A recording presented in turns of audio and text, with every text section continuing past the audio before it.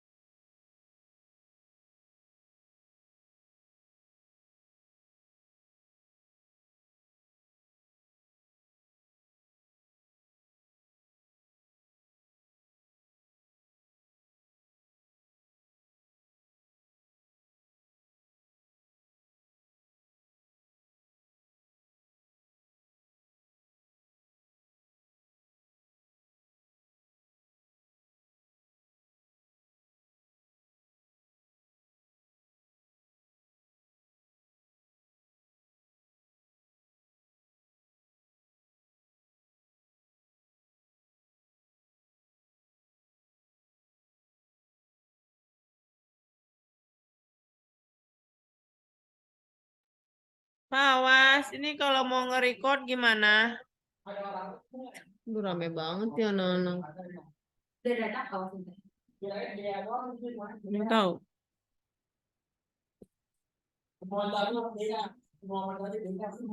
Oh, itu recording, udah mulai. Salatu wassalamu ala asrofil anbiya'i wal mursalin wa ala alihi wa sahbihi ajma'in amma ba'd. Alhamdulillah kita dapat bertemu walaupun melalui virtual, semoga tidak mengurangi nilai dan berkahnya dari silaturahmi ini. Salawat serta salam tak lupa kita aturkan kepada Nabi besar Muhammad SAW, karena berkat beliau kita dapat berjumpa melalui virtual Zoom pada hari ini. Baik, yang pertama yang saya hormati yaitu ada Ustadz Idris, beliau Direktur Pendistribusian dan Pendayagunaan Lastas Dewan Dakwah. Alhamdulillahnya hari ini berkenan untuk menemani. Terus kemudian yang kedua ada Ustadz Alfian, beliau kebetulan adalah manajer dari bidang dakwah Ibu, yang insya Allah nanti akan membantu terkait dengan penyaluran Al-Quran. Kemudian ada Mas Hafiz, beliau juga manajer dari bidang pendidikan Lastas Dewan Dakwah. Kemudian ada juga Mas Ramadana, kebetulan manajer dari fundraising retailnya Lastas Dewan Dakwah. Hari ini kita akan, sebenarnya ini wawancara terkait dengan disertasi ya Ibu, yang berjudul Filantropi Islam dan Gerakan Dakwah Al-Quran di Indonesia. Studi kasusnya Lasnas Program Pembibitan Penghafal Al-Quran PPA Daku, Lasnas Al-Azhar Peduli Umat, dan juga Lasnas Dewan Dakwah. Mungkin untuk gambaran terkait dengan disertasi dan wawancara lainnya, saya serahkan, kemudian nanti silahkan dilanjut dengan sesi tanya jawab yang nanti bisa langsung mungkin dijawab sama Ustadz Alfian dan juga teman-teman Lasnas. Begitu ya Ibu, waktu dan saya persilahkan.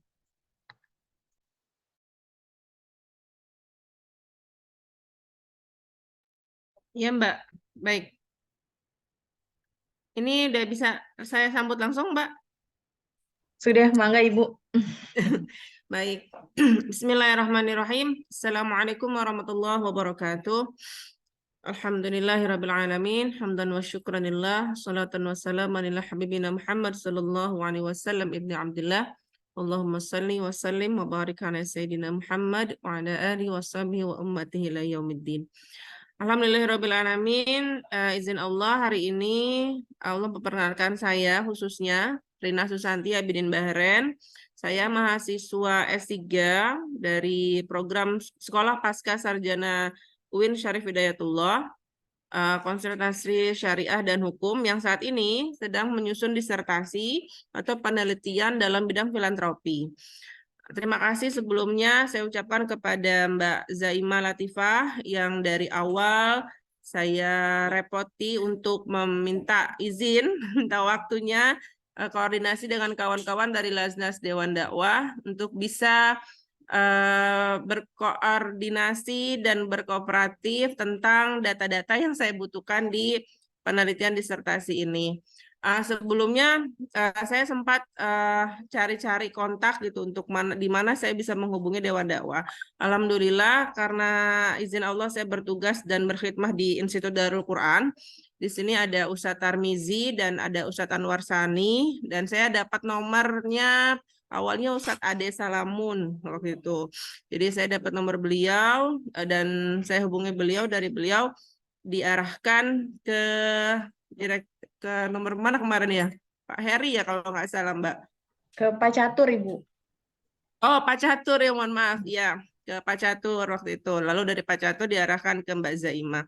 Alhamdulillah, izin Allah hari ini bisa semoga bisa mendapatkan hasil maksimal dari data-data dan dokumen-dokumen yang saya butuhkan.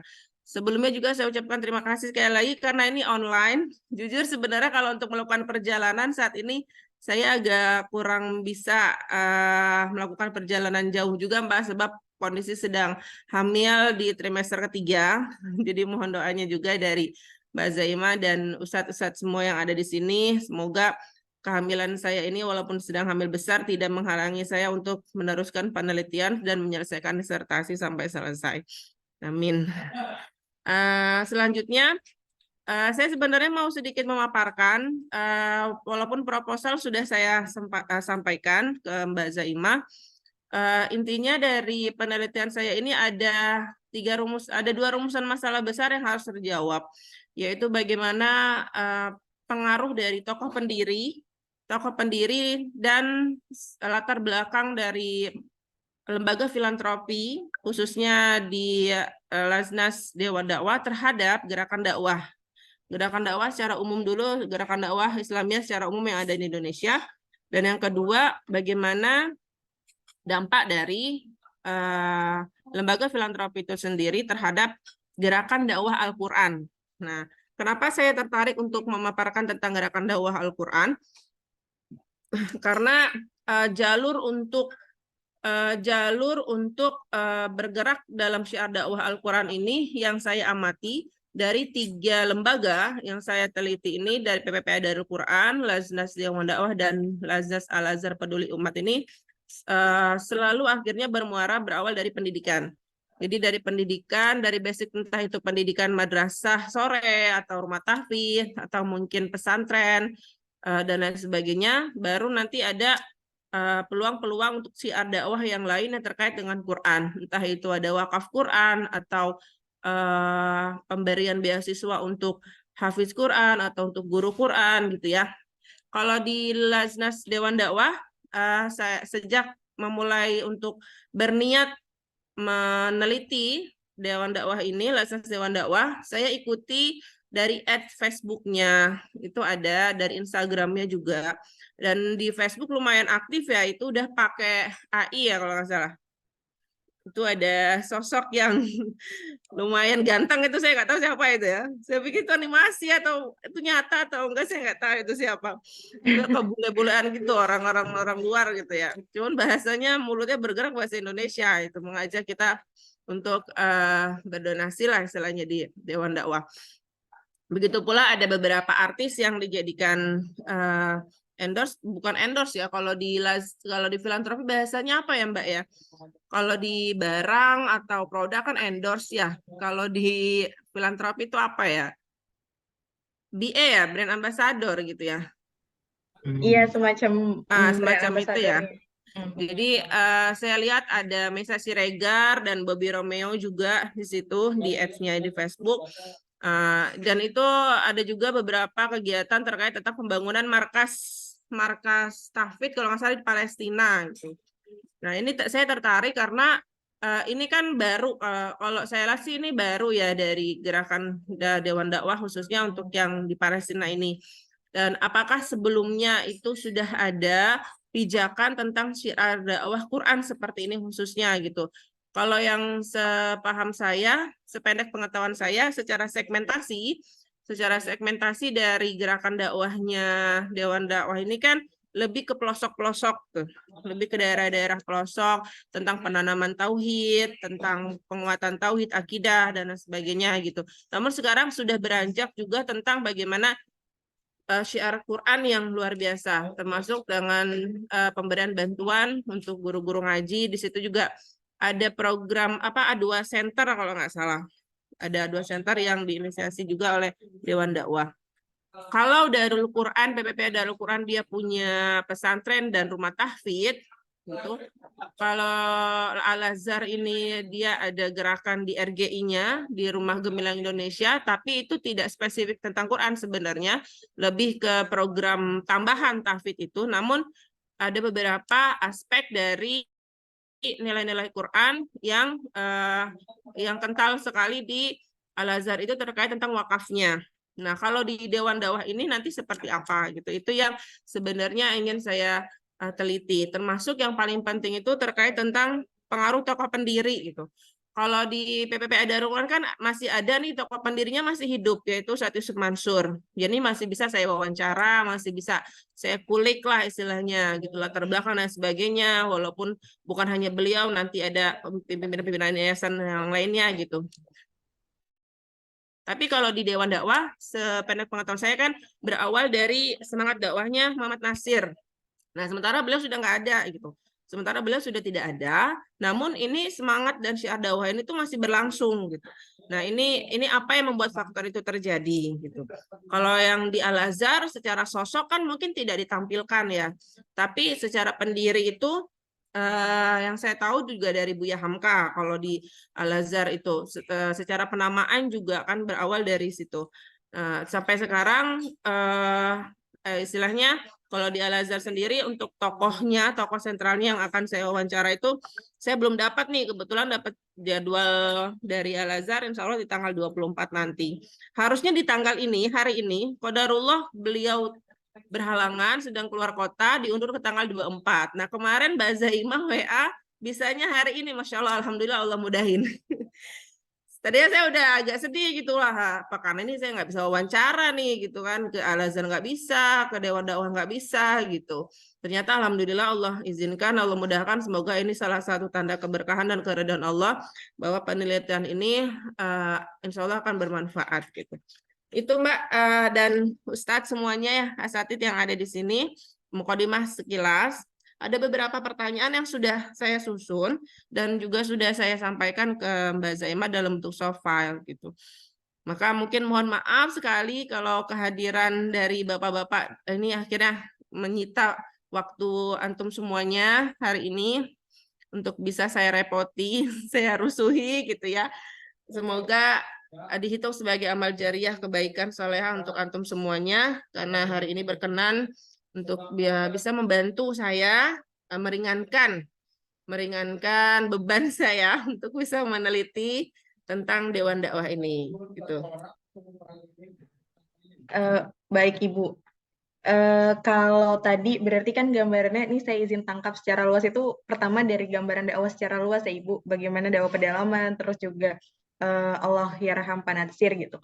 Nah, mungkin sedikit perkenalan juga bagaimana dakwah pedalaman ini berlangsung di Lases Dewan Dakwah. Nah, lebih afdolnya Ibu, kebetulan Ustadz Idris ini adalah salah satu tokoh dari dai yang ke pedalaman. Jadi kepada Ustadz Idris saya persilakan untuk memberikan gambarannya. Nanti habis itu bisa kita selingi dengan wawancara gitu ya Ibu ya. Baik Mbak, baik. Ahlan Ustadz Idris, Masya Allah.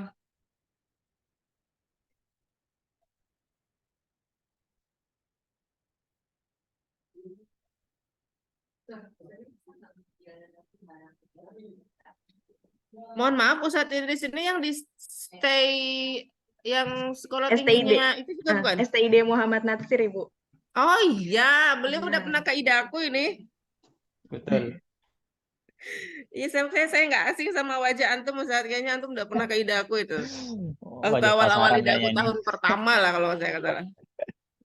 Iya Bu, yang di mana? Ciledug ya, daerah Ciledug. Di Ketapang, Ustadz, di Di Cipondo. Ketapang ya, Cipondo iya.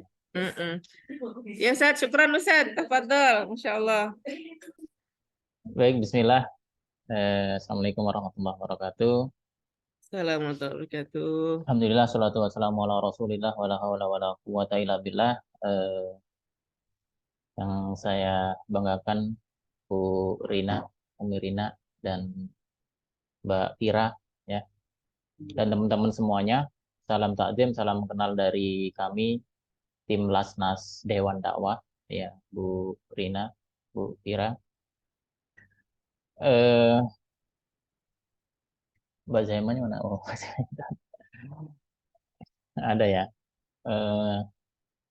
Profil ya, profil ketokohan sama profil program.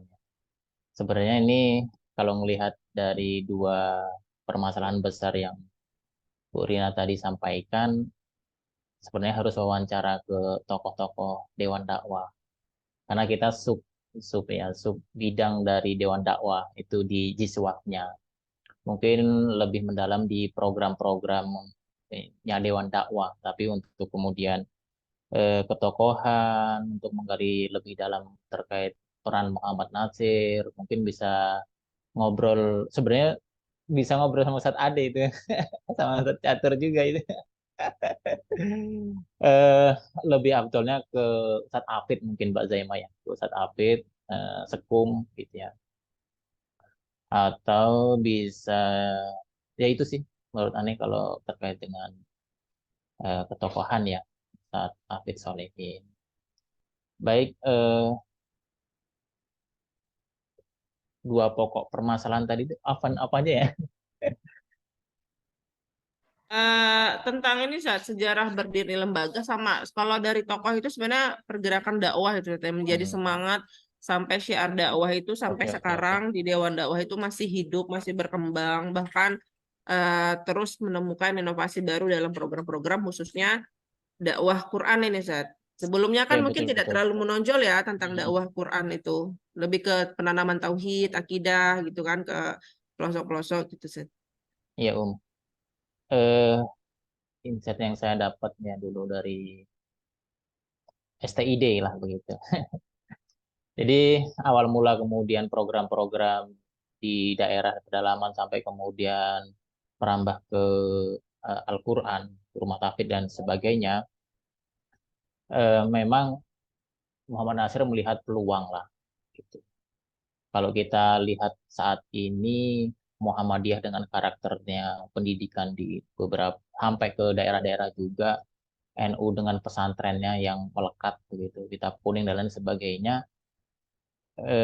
Muhammad Nasir ini melihat peluang bahwa pembinaan ya, tadi yang Bu Rina sampaikan tauhid, rawan akidah, 3T itu masih sangat-sangat lemah pembinaannya. Makanya kemudian dengan eh, apa ya peran Muhammad Nasir waktu itu luar biasa dalam negeri dan luar negeri, terkhusus juga beliau punya nama besar di luar negeri itu sampai kemudian mendapatkan hadiah, tapi beliau hadiahnya diperuntukkan untuk anak bangsa gitu, bukan untuk diri pribadi beliau, yaitu semua anak atas rekomendasi beliau itu free beasiswa ke Timur Tengah lah begitu.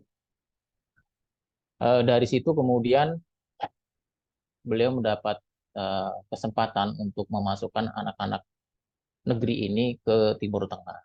Nah, dakwah beliau di Timur Tengah akhirnya kemudian melihat peluang di daerah tadi, Mas, semua ormas, semua dai itu nggak ada gitu untuk pembinaan di daerah-daerah, makanya kemudian Dewan Dakwah mengambil peran di situ, yaitu menugaskan para dai-nya di pedalaman-pedalaman negeri, di daerah-daerah, di pedesaan dan lain sebagainya. Memang semenjak berdirinya inisiasi itu sudah muncul dari Muhammad Nasir.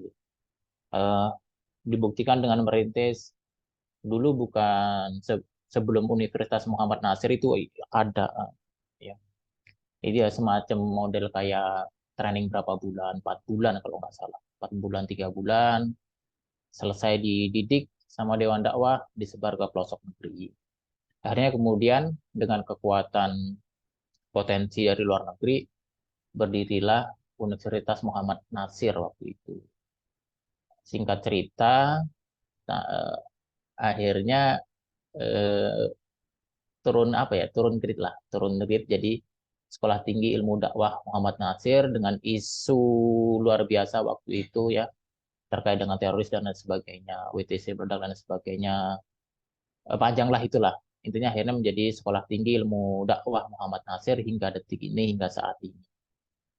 Nah, eh, pengkaderan itu kemudian eh, dimulai tanpa melihat apa problem-problem isu-isu yang ada tetap berjalan. Alhamdulillah, saya masuk Dewan Dakwah itu 2006. 2006 dapat beasiswa pendidikan di Sekolah Tinggi Ilmu Dakwah Muhammad Nasir selama 4 tahun. Dan saya masuk itu lulusan ke-8. Udah masuk di lulusan ke-8 itu 2011. Jadi dari penggelebangan tadi, kalau di Al-Azhar bukan RGI, itu ada tadi penggelebangannya di Sekolah Tinggi Ilmu Dakwah Muhammad Nasir, itu semua ilmu agama lah, sampai tahsin. Ya. Bahkan kita ada punya doktor khusus itu eh, di bidang Al-Quran, gitu. Di bidang Al-Quran dan Iqra, bahas Iqra sampai disertasinya pun beliau membedah Iqra itu. Ustaz Dokter Anuri. Ya, jadi STID pun dengan sekarang namanya itu LPM, itu punya satu lembaga ya, tahsin, LTQ, lembaga tahsin Quran. Jadi udah ribuan sekarang. Itu base camp-nya di Tambun, di Sekolah Tinggi Ilmu Dakwah Muhammad Nasir. Dari anak-anak sampai kemudian bisa dibilang lansia, karyawan dan lain sebagainya, ada semuanya, udah ribuan semua dengan metode metode para asatid semuanya. Ya, Dr. An-Nuri dengan para masyayihnya lah. Bahkan ada satu syekh dari Timur Tengah yang kemudian membersamain kita gitu.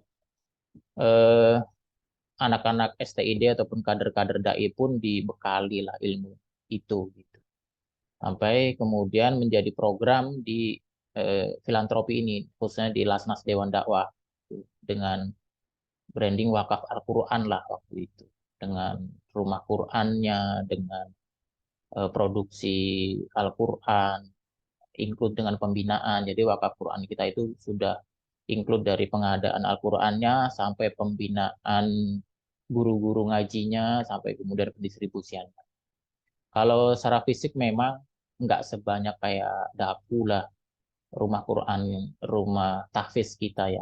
Hanya beberapa saja di daerah karena terkait dengan pastinya penghimpunan lah yang begitu. Tapi dari semenjak itu ya, dai-dai yang kita kirimkan sudah ribuan pastinya itu, eh, selain kemudian mengawal akidah, ketauhidan dan lain sebagainya, itu menjadi ilmu wajib, ilmu dasar, yaitu Al-Quran dan Iqra. Itu luar biasa efeknya. Efeknya luar biasa. Dan berbagai macam ragam masyarakat di pedalaman. Unik-unik lah ceritanya kalau ngomongin ngaji gitu ya. Ngaji Iqra, tahsin, Al-Quran dan lain sebagainya. Lucu-lucu gitulah yang dikisahkan para dai. Begitu.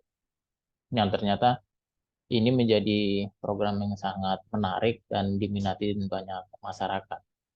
Terakhir kita juga bangun rumah tahfiz itu di Papua Barat, di Desa Arandai. Nah, itu eh, mereka takjub banget karena baru pertama kali kemudian ada rumah ngaji lah. Gitu. Itu pun Ustadz Kabir Kokop namanya untuk izin anak-anaknya ngaji, belajar ngaji, itu pun perlu tenaga fisik, biasalah di Papua. Sedikit gontok-gontokan lah apalah gitu. Hanya sekedar pingin ngaji doang. Eh, Kemudian eh, tadi nyinggung untuk yang di Palestina ya. Mohon maaf untuk yang di Palestina itu program baru ya. Program baru di tahun 2023 ini dan masih proses penggalangan dan eh, pembangunan ya. Jadi belum ada pembinaan. Tapi untuk konsep dan lain sebagainya insya Allah sudah ada. Konsep pembinaan nanti mau gimana dan lain sebagainya sudah ada insya Allah silabus dan lain sebagainya. Nah, di LTQ ini ya, di LTQ ini pun ada silabusnya, gitu. Ada sudah lengkap insya Allah karena sudah ribuan lah. Setiap tahun itu ribuan. Kalau Sabtu Minggu itu luar biasa kayak orang mau konser tuh ramenya di Sekolah Tinggi Ilmu Dakwah Muhammad Nasir. Itu sih terkait dengan peran Quran atau Iqra atau peran ngaji di daerah-daerah pelosok negeri. Bahkan ada dai kita yang Sekolah Tinggi Ilmu Dakwah Muhammad Nasir yang kita tugaskan ke pedalaman-pedalaman itu menjadi syarat ya, menjadi syarat kelulusan itu sertifikasi tahsin ya, karena itu menjadi alat dasar untuk pendekatan ke masyarakat ya. Ngaji ya, Iqra ya, ngaji Al-Quran itu menjadi alat pendekatan dakwah ke masyarakat. Pembangunan pun seperti itu. Masjid, rumah tahfiz, rumah TPA itu menjadi alat-alat pendekat kita untuk pembinaan dan pendampingan masyarakat daerah. Begitu Bu Rina prolognya ya, Mbak Zaima. Jazakallahu khair, nanti bisa didalami di diskusi. Barakallahu Iya. fiikum. Assalamualaikum warahmatullahi wabarakatuh. Assalamualaikum warahmatullahi wabarakatuh. Saya boleh langsung nyambut gitu nggak, Mbak? Boleh ya? Boleh, Ibu Izin silakan. Ustadz Idris. Ini kan kalau tadi ya prolog di awal diawali dengan 3T ya dakwahnya itu. Lalu setelah itu berkembang tentang pendalaman ke tahsin Quran dan sampai menjadikan sertifikasi tahsin ini menjadi syarat untuk dai untuk bisa akhirnya disebar untuk pendalaman. Nah, ini mulai di tahun berapa, Ustadz? Semangat untuk memperdalam Quran ini, Ustadz? Karena kan awalnya yang kami kenal kan tentang pendalaman tauhid, akidah seperti itu. Itu yang terkenal banget dari Dewan Dakwah gitu kan. Perjuangan ke pedalaman-pedalaman yang tidak terjamah oleh ormas-ormas lain, lembaga-lembaga lain seperti itu. Nah, kalau untuk yang ke Qur'annya ini mulai di tahun berapa Ustaz kira-kira? Itu menjadi ini Bu ya, menjadi madah, menjadi pelajaran di Sekolah Tinggi Ilmu Dakwah Ahmad Nasir. Saya masuk di 2006. Tahsin tahfiz itu sudah menjadi syarat. Minimal kita selesai 5 juz, tahsinnya harus bagus. Bahkan ada kelas, dan tadi ada SKS-nya itu tahsin tadi. Kita Itu sudah sebelum aneh pembentukan masuk itu Laznas, aja Pak? 2006. Oh ya, itu sebelum dibentuknya Laznas Dewan Dakwah atau sesudah? Kalau Lasnas Dewan Dakwah itu berdiri awal itu di 2002. Oke, Apa 2002. 2000 kalau salah. Nah, sementara STID itu di tahun berapa, Pak? Tahun berapa ya? Bapak angkatan Saya angkatan ke-8 ya? ke-8, itu 2006. 2006 angkatan ke-8 berarti Sebelum lebih WTC dulu juga sudah STID ada. ya? Ya, Lebih dulu. 80. Iya, betul, STID Hmm. dulu. Berarti semangat dan 80-an, 90-an, pendalaman 88 Quran ya. itu memang sudah ada sebelum terbentuknya Laznas Dewan Dakwah gitu ya? Betul. Oh, oke, I see.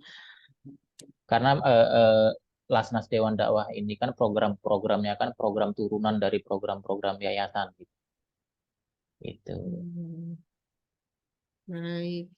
Kalau untuk terkait tentang ketokohan dari Muhammad Nasir ini sendiri, biar saya bisa mengulik lebih dalam, kalau secara sejarah singkat kehidupan, latar belakang, sampai ke apa namanya pengalaman politik dan kiprah beliau di negara gitu kan, yang pernah menjabat sebagai salah satu pejabat negara gitu, itu sudah ada informasinya sudah saya dapatkan gitu.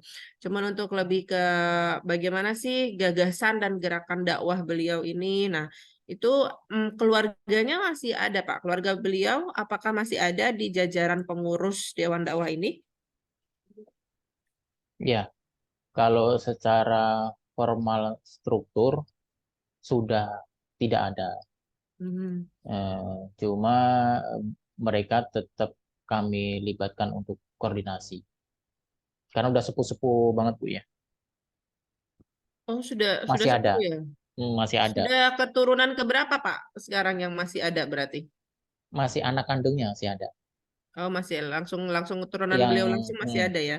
ya, ada 2 kalau nggak salah apa 3. Tapi tidak dilibatkan dalam struktur organisasi. Sudah tidak. Oh, sudah tidak. Sebelumnya dilibatkan. Sebelumnya dilibatkan. Sampai berapa tahun, Pak? Nah, itu kurang paham saya.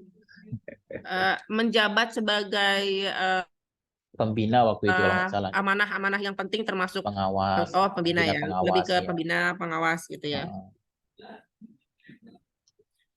Oke. Berarti tapi kalau sekarang secara fungsionaris sudah nggak ada ya dari keluarga beliau. Cuman masih ada kontak untuk konsultasi, koordinasi Ya, begitu. betul. Oh, Saran apa begitu. Baik. Tapi betul ya Pak ya, ini saya kan lagi ngambil clue-nya tentang tokoh. Berarti tokohnya benar ya ini masih Muhammad Nasir ya? Ya, Memang betul. pendiri awal pasti beliau ya? Betul. Bahkan banyak buku-buku yang kita cetak. Nah, siap. Itu nanti pakai saya butuh itu. Kayaknya saya harus main banget ini ke Tambun, ke LTQ-nya. Boleh, boleh. Luar biasa. Ke STID juga. Mm-mm.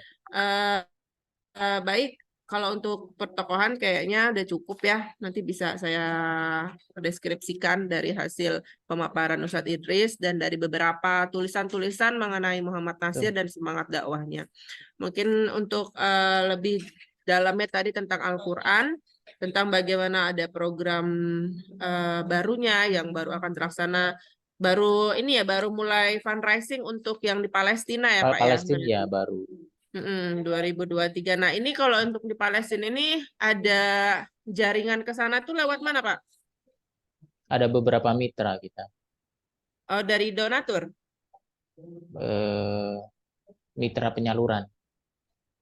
Mitra penyaluran. Mm. Penyaluran untuk distribusi dana filantropi ini. Ya, betul. Jadi memang ada donasi yang dibuka khusus untuk Palestina. Betul. Ya mirip-mirip kayak punya PPPA berarti ya. Ada di sana. Ada campaign Membangun rumah tahfidz. khusus Palestina. Oh ya, penggalangan dana khusus Palestina. Ya, Lalu betul. sesampainya di sana itu menemukan lahan atau tempat yang akhirnya nanti bisa dibangun entah itu pesantren, pondok atau rumah tahfidz di situ ya Pak ya. Kalau penanggung jawab yang di sana siapa Pak yang diamanahi? Kalau di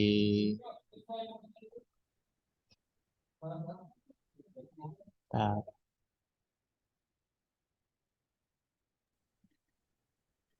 mitranya, sebentar Bu ya, lupa. Oke, sambil berjalan, ini kalau persyaratan tahsin itu apakah hanya untuk dai yang disebar di pedalaman atau semua lini yang ada di Dewan Dakwah, entah itu Laznasnya, entah itu STID-nya, dan mungkin ada yang lain, itu wajib mengikuti pelatihan Al-Quran ini, tahsin Al-Quran ini? Kalau itu untuk mahasiswanya. Oh, hanya mahasiswa berarti ya? Tapi Mahasiswa secara sumber daya manusia yang ada di Laznas Dewan Dakwah tidak disyaratkan untuk memiliki sertifikat dari LTQ ya Pak? tahsin, ya betul. Karena dari berbagai universitas Berbagai kan, unsur tapi ini ya, ada berbagai unsur lah. unsur profesional. Tapi Oke. kita ada. Oh, secara pembinaan Quran ada ya, kayak pengajian bulanan gitu ya. Ada tahsin, kita Ada ada tahsin program juga ada. tahsin juga buat para donatur. Mau Ini masuk ke Lasnas juga ya ini ya menarik Pak harus untuk lancar. donatur. Untuk donatur ini menarik Pak. Ada juga pembinaan tahsin ya untuk donatur. Ada. Namanya Udah apa Pak? berjalan.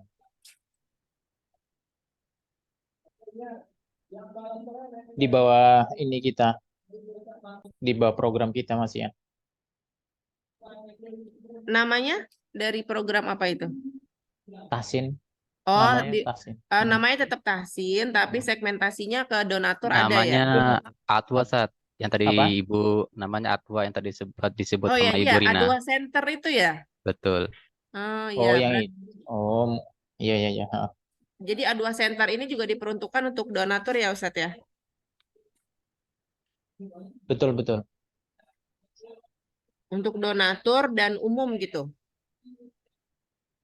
Iya, Bu. Nah iya, ini menarik Ustadz untuk A2 Center ini. Ada yang bisa memaparkan Ustadz tentang A2 Center? Silakan Harpian mungkin atau Mbak Eka atau Mbak Zaima. Mbak Eka nggak ada ya? Saya sekilas membaca di profilnya websitenya Dewan Dakwah tentang A2 Center ini sangat menarik gitu.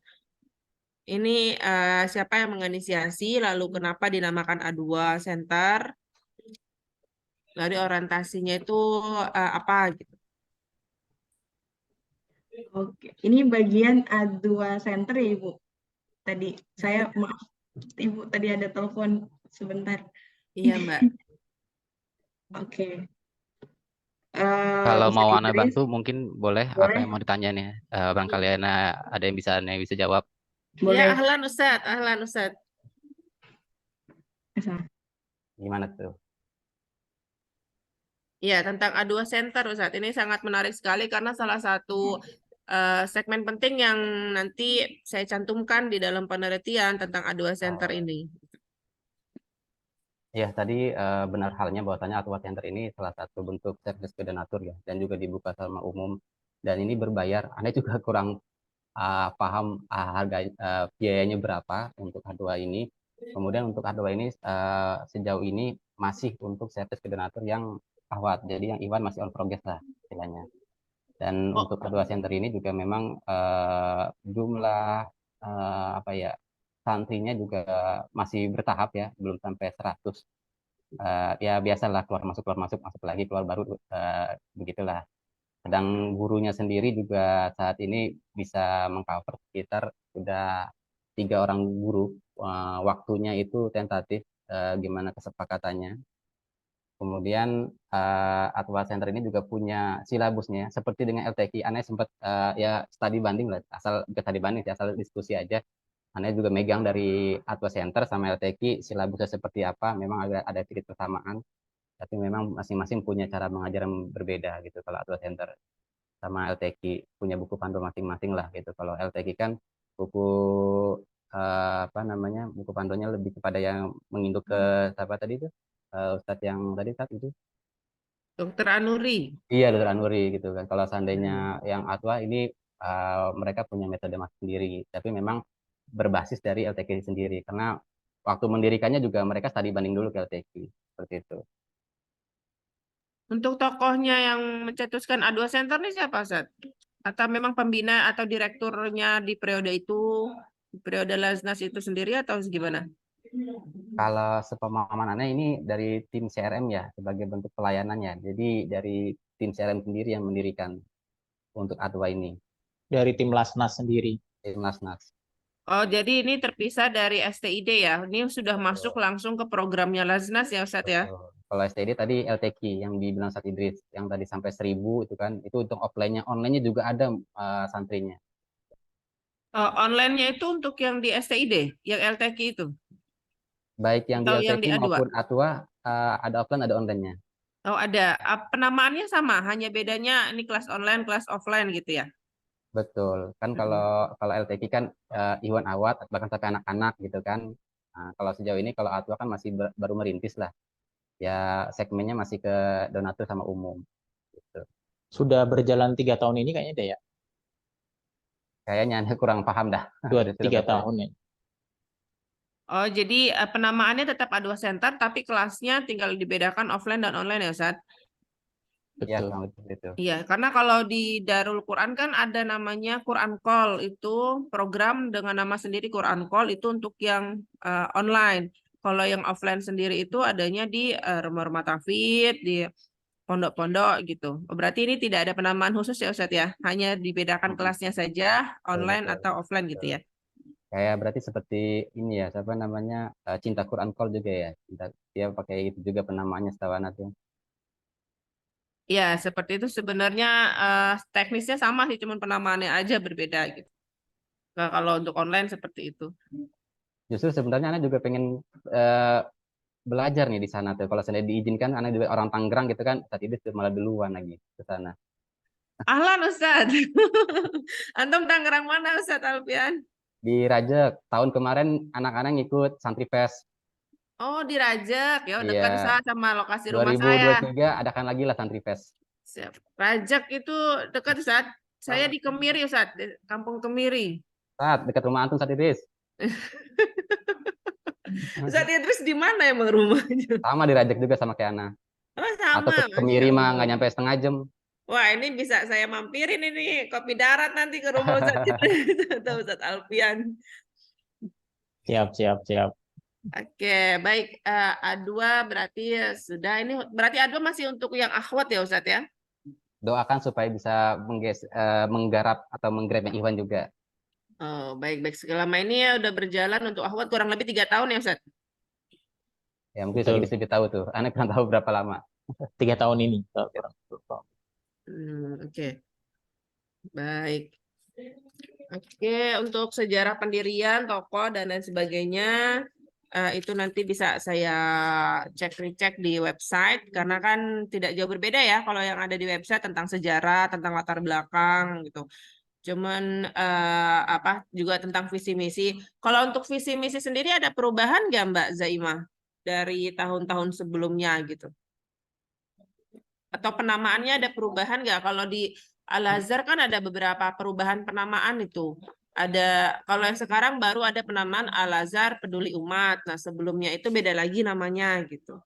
Penamaan secara lembaganya Lembaga. ya, Penamaan lembaga filantropinya. sebenarnya secara nama nggak ada yang berbeda Ibu. Cuma mungkin beda itu aja, beda lebih kepada membeda nama programnya. Sebelumnya kan namanya bukan Adwa Center, tapi memang sudah berfokus kepada Al-Quran dari segi pelayanan donatur. Terus kemudian kalau dai-dai sebagai sarana dakwahnya mereka kan juga rata-rata mereka fokus kepada pembinaannya yaitu mengajarkan Iqra dan Al-Quran di pedalaman. Sebenarnya itu juga jadi salah satu program wajibnya mereka biasanya kalau misalkan mereka ke daerah-daerah kayak gitu. Kalau untuk pembinaan guru ngaji itu, apakah secara bulanan itu di syarahnya itu dapat dari Laznas Dewan Dakwah atau gimana? Secara distribusinya berarti dari Laznas Dewan Dakwah, hasil dari kegiatan filantropi dari fundraising itu dengan besaran nominal disesuaikan sesuai daerah atau gimana? Jadi ini sebenarnya nanti ada yang lebih ahli untuk masuk menjelaskan Pak Alfian. Jadi biasanya memang setiap bulan setelah kuliah Ibu 4 tahun di STID Muhammad Natsir, mungkin tadi Ustadz juga sudah jelaskan. Kemudian mereka dikirim ke pedalaman selama 2 tahun ke daerah-daerah. Kemudian dari situ nantinya ya mukafa'ah kalau kita nyebutnya itu disesuaikan bukan kepada daerahnya tapi kepada standar dari kita. Karena itu akadnya harus jelas tuh, kita sudah menginformasikan biasanya ke DAI berapa yang akan mereka dapatkan per bulan untuk biaya hidup mereka di pedalaman. Nah, kemudian kalau secara pembinaan, DAI itu biasanya akan ngasih report rutin ke tim Lasnas gitu terkait apa saja yang mereka lakukan. Terus nanti juga ada report bulanannya. Kemudian nanti ketika mereka pulang pengabdian, mereka juga harus bikin laporan khusus pengabdian untuk kegiatan apa saja yang mereka laksanakan. Nah, selama ini memang mengajar Al-Quran itu jadi salah satu program pembinaan utama mereka gitu. Pendekatannya biasanya lewat situ, mulai dari anak kecil, ibu-ibu, bapak-bapak, biasanya mereka para dai-dai ini membuat klasifikasi sendiri kayak gitu. Biasanya kayak gitu pendekatannya. Nah, kemudian kalau misalkan dirasa Al-Qurannya tidak cukup memadai di desa-desa, nah itu mereka kemudian akan bicara sama pihak Lasnasnya, bidang dakwah di sini Mas Alfian, terkait kebutuhan-kebutuhan Al-Quran atau Iqra mereka di daerah. Biasanya kayak gitu. Berarti itu guru ngaji yang dimaksudkan di sini itu dai yang berasal dari STID. Kalau misalkan di dalam pedalaman itu sudah ada guru ngajinya, sudah ada kan biasanya di suatu daerah juga udah ada ya tokoh masyarakat atau guru ngaji yang diandalkan misalkan seperti itu. Itu ada nggak pemberian ke mereka gitu sebagai program guru ngaji ini? Biasanya itu beberapa kali kita sempat ada, tapi memang tidak serutin dengan dai pengabdiannya Ibu. Tapi memang ada apresiasi khususnya di momen-momen tertentu kepada mereka tentunya. Jadi kan memang guru ngaji ini cakupannya ada 2, ada yang memang dari lulusan STID Muhammad Natsir itu sekitar setiap tahunnya hampir 100 lebih yang disebar ke daerah-daerah. Terus kemudian kita juga ada apresiasi guru-guru ngaji lokal bahasanya yang memang beliau konsisten melakukan pembinaan pengajaran ngaji kepada para santri atau masyarakat di sana, dan biasanya usianya juga sudah tidak muda kayak gitu biasanya. Baik, kalau untuk pembangunan rumah ngaji atau rumah Quran tadi itu brandnya lebih ke apa? Rumah tahfidz, rumah Quran, atau rumah ngaji? Nama yang dilegalkan di filantropi ini, di Laznas Dewan Dakwah. Nah, ini supaya nggak semuanya saya yang jawab, lebih afdolnya boleh Ustadz Idris dari direkturnya atau Bang Alfian, supaya lebih jelas pelaku lapangannya, Ibu. Iya, boleh. Karena sependek pengetahuan saya ini kalau untuk apa namanya, haki untuk rumah tahfidz itu kan ada di PPPA Darul Quran untuk brand rumah tahfidz itu dengan lambang rumah, lalu ada tulisan tahfidz segala macam gitu. Beda lagi nanti ada rumah Quran, beda lagi ada yang markas Quran. Nah, penamaan ini kalau di Lasnas Dewan Dakwah ini apa? Namanya apa? Yang legalnya? Nah, mangga Ustadz. Ustadz Alpian, boleh ahlan Ustadz Idris? Mungkin Ustadz Idris kali ya untuk penamaan ini yang lebih mafhum dia karena Ana lebih kepada lokal ya atau nasional. Kalau kita juga penyalur ada dua, ada nasional sama internasional. Nah, kalau baik nasional internasional itu di bawah naungan beliau tuh Ustadz Idris. Mungkin Ustadz Idris bisa menjawab terkait pertanyaan tadi. Baik. Ahlan Ustadz Idris. Penamaannya apa nih? Rumah ngaji, rumah Quran, rumah tahfidz atau apa? Yang Ya, dilegalkan. untuk sementara ini ya sistemnya baru legal di ini Bu ya, apa di program lah gitu. Itu kita pakainya rumah tahfidz gitu. Program rumah tahfidz gitu ya. Rumah tahfidz Papua Barat itu rumah tahfidz Lambentana Wimalinggo gitu. Rumah tahfidz apa gitu. Identik dengan daerah atau nama yayasan di situ. Hmm. Kalau rumah tahfidz ini programnya dari STID atau Lasnas Dewan Lasnas. Dakwah? Lasnas. Lasnas Iya. Dewan Dakwah ya. Hmm.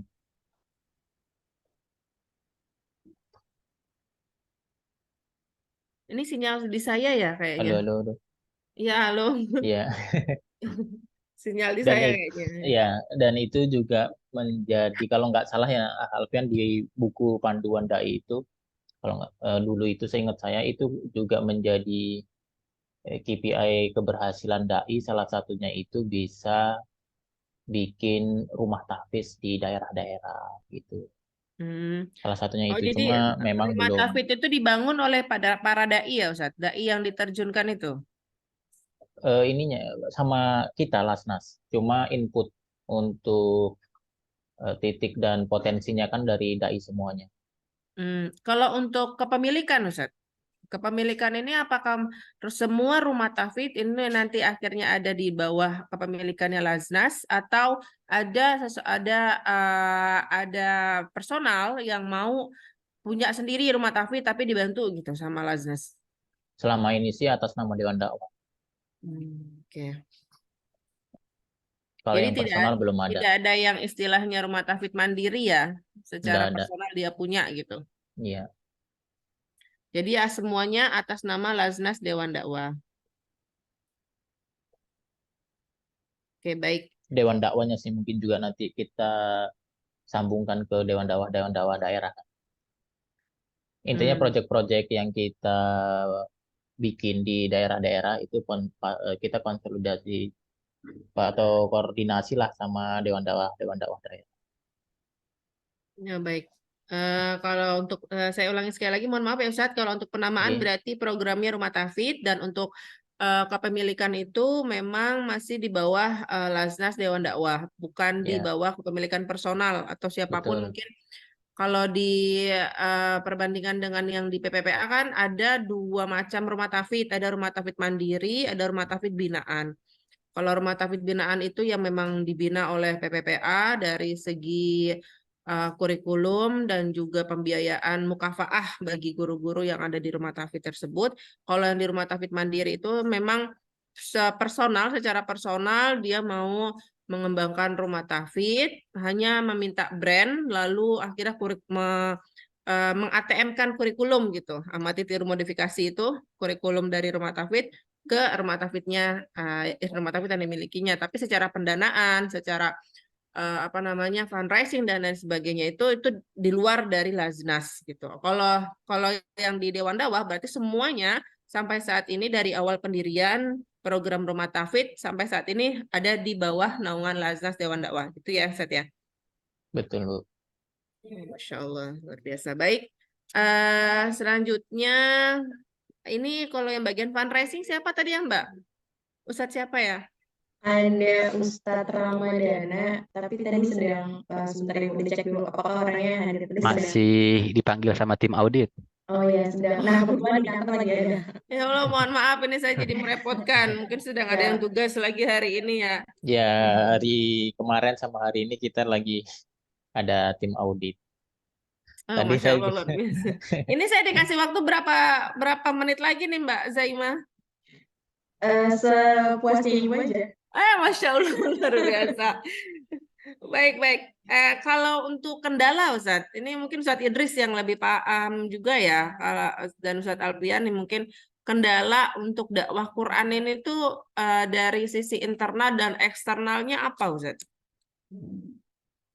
Ada nggak Ustadz? Atau mungkin secara kendala sangat minim karena sistemnya sudah terstruktur dan memang untuk pembinaan dai-nya juga sudah secara tupoksinya itu sudah jelas dari awal bahwa harus ada pembinaan dari tahsin itu dan ada program 2 tahun di pedalaman itu kan berarti program yang termasuk program STID ya itu. Tapi kalau kendalanya selain itu apa ada Ustaz sampai saat ini yang dialami oleh Dewan Dakwah gitu? silakan Ustadz Alfian. Cek. Baik, harusnya Ustadz Idris ini yang melihat lebih dalam karena kadernya langsung nih. Tapi izin Nenek coba menjawab sebisanya ya. Kita kan lebih kepada menyiapkan kaderisasinya, jadi lebih kepada menyiapkan guru-guru ngajinya. Memang itu yang menjadi poin lebih kita lah di Dewan Dakwah ini. Nah, mungkin kalau salah satu kendalanya ya pasti ada. Kalau seandainya Darul Quran bisa berkolaborasi juga kan dengan kita nantinya seperti pengadaan rumah tahfiz karena kita mungkin tidak sebanyak rumah Quran bisa gitu. Kita sebagai penyedia sumber daya manusianya SDM-nya. Karena tadi saya juga sudah sampaikan bahwasanya ada loh sertifikasinya untuk dai-dai yang mengabdi. Karena dai-dai yang mengabdi ini sepengetahuan Anda juga sangat kreatif ya. Artinya tidak monoton karena ada ya dengan tidak satu metode, tidak melulu harus dengan ikro, kadang yang buah. Terakhir ada dai yang ngontak anak, saat anak ingin membelikan 20 metode tilawati untuk binaan anak gitu. Berarti wah karena anak coba metode ikro di sini ternyata agak lamban. Oh, tafadhol nah bilang. Jadi ya para SDM ini anak rasa sudah sangat handal ya. Saat ini juga mungkin mafhum karena tadi Anda bilang kaderisasinya. Nah, tadi balik lagi untuk kendala mungkin kita masih kurang cepat ya untuk penyebaran rumah-rumah tahfiz di rumah Quran ini. Mungkin ya tersendat dengan biaya juga dan sebagai halnya. Kalau seandainya itu bisa gitu kan, sedangkan kita punya SDM yang memadai dan jumlahnya cukup banyak, kita sangat bersyukur jika hal itu dibukakan pintu seperti itu. Itu kalian versi dari Anda. Mungkin tadi mau menambahkan. Iya, tadi kalau kita kan filantropi memang, jadi jawabnya mungkin yang ada kendala di kitanya gitu, ya.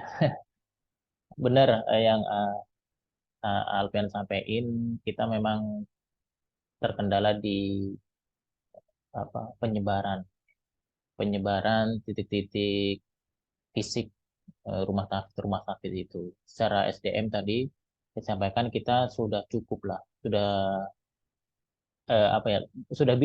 layak untuk kemudian bisa bikin rumah tahfiz gitu.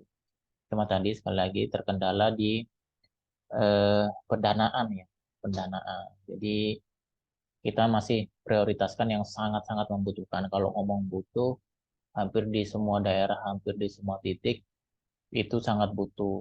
Jadi ya belajarnya di rumah-rumah ustadznya, di alam terbuka, di pesantren-pesantren yang ada. Itu kendala dari kita. Tapi kalau kendala pembinaan terkait anak-anaknya tadi mungkin Mbak Eka sama LTQ itu sih. Oh, baik Ustaz. Saya coba menyimpulkan ya Ustaz ya terkait kendala yang dialami dari program dakwah Quran ini yang salah satunya adalah program Rumah Tahfiz. Itu dari SDM mah tidak ada kendala ya, alhamdulillah karena kadernya udah insya Allah mumpuni. Dari sisi penyebaran titik lokasi untuk pengembangan rumah tafid dan juga pendanaan. Berarti pendanaan ini berimbas dari strategi penggalangan dana dan penghimpunan dana ya, begitu fundraising yang ada di bagiannya gitu. Itu Ustadz ya. Untuk Lasnasnya sih. Iya Om, betul. Oke, kalau untuk perbedaan Ustadz, mohon maaf nih, perbedaan dari penggalangan dana dari sebelum COVID sama COVID, lalu sekarang pasca COVID. Nah, ini ada perubahan banyak nggak Ustadz kira-kira? Ya, kalau kita lihat ya dari segi penghimpunan overall program JIS secara kuantiti Muzaki itu di COVID itu naik ya. Tapi memang nilai rupiahnya yang turun. Yang biasanya dia infak eh, 10 juta, sekarang di infaknya 5 juta. Zakatnya yang biasanya 100 juta jadi 50 juta, jadi 30 juta. Tapi secara kuantiti muzakinya itu bertambah gitu. Itu sih. Itu di COVID ya Ustadz ya? Kalau Mm-mm. pasca COVID nih, sekarang yang sudah endemi, Alhamdulillah berangsur naik. alhamdulillah berangsur naik Mm-mm. ya. Kalau uh, kalau kita bicara pembandingan dengan BPPA Darul Quran, Ustadz, ke yang menjadikan perubahan dahsyat itu kan ketika ada isu negatif dari figur Ustadz Yusuf Mansur dari pemberitaan-pemberitaan yang hadir di media sosial dan pemberitaan-pemberitaan yang tersebar di masyarakat luas terkait pribadi, terkait personal beliau yang akhirnya berimbas kepada lembaga gitu sampai akhirnya ada perubahan nama, ada inisiasi untuk perubahan nama. Bukan lagi PPPA Darul Quran tapi cukup Darul Quran kalau saya nggak salah itu ya, ini belum saya dalami juga ya. Saya walaupun ada di Institut Darul Quran tapi juga belum betul-betul mendalami tentang lembaga ininya filantropinya karena kan memang direktorat yang terpisah ya. Nah kalau di Dewan Dakwah sendiri, kalau di Dewan Dakwah sendiri kan tidak ada isu figur, tidak ada isu figur nih yang mempengaruhi tentang kuantitas dari muzaki gitu yang menjadi donatur gitu. Nah, kalau selama ini ada penurunankah dan apa penyebab dari penurunan yang dialami oleh Lazas Dewan Dakwah atau tidak pernah ada penurunan, stabil atau bahkan alhamdulillah tetap naik gitu. Naik dalam arti muzakinya ya. Kan memang sasarannya kan bagaimana orang-orang yang dulunya mustahik bisa menjadi muzaki kan akhirnya begitu. Nah, dan ternyata banyak nih kalau tadi yang dipaparkan selama COVID muzakinya naik tapi secara nilai rupiahnya turun. Nah, ini kan masih ada sisi positifnya ya dalam artian muzakinya bertambah gitu. Orang yang bayar zakatnya ini makin bertambah. Nah, kalau di masa pernah ada penurunan, nah ini kira-kira kenapa Ustaz? Ya, baik. Memang awal-awalnya kita nggak ini belum yakin atau takutnya takutnya kira-kira gitu. Tapi kita melihat data ketika evaluasi itu di Ramadan di 2022 ya. Overall di 2022 itu turun di 2022. Tapi alhamdulillah ke sini itu naik, Ramadan naik, kurban naik. Eh, Akhirnya kita lihat tuh kenapa turun di 2022. Ternyata sama eh, Bu ya. Jadi mohon maaf bukan hanya sekedar sosok saja yang berpengaruh, tapi isu filantropi sampai kemudian dibilang tsunami filantropi. Ya, dengan Ustadz Yusuf Mansur muncul berbagai macam pemberitaan, muncul kemudian ACT, muncul kemudian dan lain sebagainya lah. Itu kita lihat tren ya, muncul yang di Jawa dulu juga itu gitu ya. Kita ngelihat tren di masa-masa itu. Nah, waktu di 2022 itu di Ramadan masih aman. Sedangkan meletusnya apa ACT itu kan efeknya di Ba'da itu tuh. Nah itu eh, kita takjub gitu dengan perolehan penghimpunan kita yang di luar sebelum-sebelumnya semuanya. Jadi bukan turun drastis lagi, tapi jatuh ke lembah jurang yang dalam gitu. Jadi bukan berefek, mohon maaf Ustadz Yusuf Mansur atas nama Ustadz Yusuf Mansur doang, tapi dunia filantropi itu diguncang luar biasa. Nah, akhirnya kita bukan berubah nama. Kalau kalau memang Daku itu kan ketokohan tadi, ya harus betul solusinya harus berubah nama dan lain sebagainya. Tapi kalau kita berinovasi di strategi, ya berinovasi di strategi pas dengan regulasi habis di waktu itu kita buktikan bahwa kita itu benar masih aman, masih dapat eh, regulasi selanjutnya gitu. Pas di 2022 itu kan kita habis masa masa ininya lah legalnya gitu. Nah, alhamdulillah kita masih tetap lolos. Akhirnya itu yang kita up. Kita dapat lagi di awal-awal bulan Mei, akhir bulan Mei kemarin menjadi program terbaik, program dakwah terbaik sama Basnas. Akhirnya kita up. Nah, strategi-strategi itu yang kemudian kita up bahwa amanah yang para donatur embankan ke kita, Lasnas Dewan Dakwah, insya Allah tepat sasaran dan lain sebagainya. Jadi kita menepis apa isu-isu yang mengeneralkan filantropi itu sama semua, begitulah. Kita menepis itu di dengan kegiatan-kegiatan kita, dengan pembuktian kegiatan-kegiatan kita, gitu sih. Oke, baik Ustadz. Baik, kalau dari sisi internalnya Dewan Dakwah sendiri kan bukan dari internal Dewan Dakwah ya yang menjadikan penurunan itu lebih kepada yang tadi Antum sampaikan tsunami gitu ya, tsunami Iya, filantropi gitu. Karena memang dari forum organisasi zakat aja dari FOS itu juga bos. saya dapat informasi terkait tentang penurunan ini memang ya di mayoritas lembaga filantropi ya, apalagi ketika ada kejadiannya ACT gitu itu yang luar biasa sekali. Kalau di internal Apalagi kita, alhamdulillah nggak ada isu sih. Oke, baik. Ya. Inilah Ustadz, makanya yang ingin saya teliti itu tentang isu ketokohan ini, figuritas di dalam sebuah lembaga filantropi ini berpengaruh tidak sih terhadap syiar dakwah, syiar dakwah, Oh, syiar ya dakwah kembali dari lagi. lembaga itu. Nah, Jadi kayak- kalau secara syiar dakwah memang tidak ada pengaruh ya Ustadz kalau di Dewan betul. Dakwah, karena Karena sekali memang lagi, ya mm-mm. Dewan Dakwah itu nggak ada tokoh.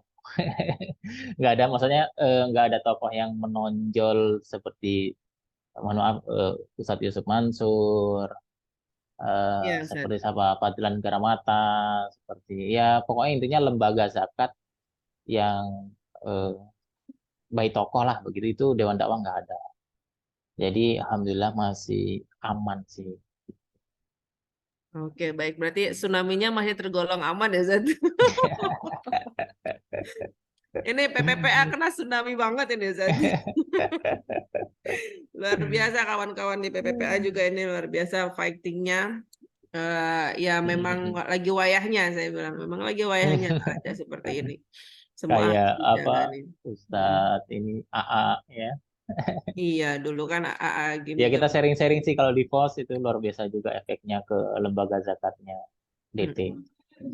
Oke, saya Gitu. Masih di unmute. sorry, saya mau ke bagian fundraising nih Mbak Zaimah. Ada Mas Ramadananya sudah on? Belum baik. Masih di bawah. Itu kayaknya bakalan lama deh. Gak apa-apa Bu, mungkin disampaikan Oh iya, apa aja baik. yang mau di. Soalnya ini mantan-mantan semua itu mantan fundraising, Ustadz Alfian, Mbak Zaimah mantan fundraising, Fundraiser nih memang pejuang sejati ya. fundraiser, Fundraiser Ustadz ini Hafiz ditempatkan di mantan mana saja fundraiser. ini fighter banget gitu ya fundraiser ini luar biasa. Double job. Double job. Bukan double lagi kayak apa triple quarter gitu ya kalau fundraiser nih. Baik, terkait tentang pengimpunan dana, strategi apa sih yang dilakukan Laznas Dewan Dakwah dalam penggalangan dana atau penghimpunan dana? Strateginya lebih ke apa gitu?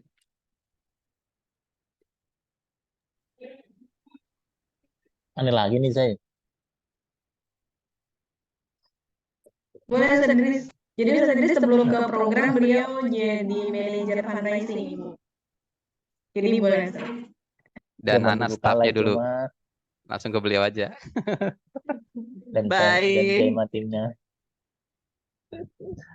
Jadi memang Dewan Dakwah ini kan para asatid ya, ya. Dulu bahkan funding kita sama Ustadz Yusuf Mansur lah. 2015, 2014, 2011 itu eh, luar biasanya peran ketokohan lah gitu.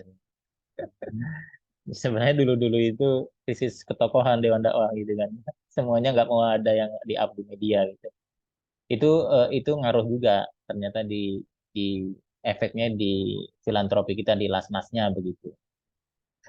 Dulu Ustadz Suhada, almarhum Ustadz Suhada, Ustadz Sidik itu luar biasa.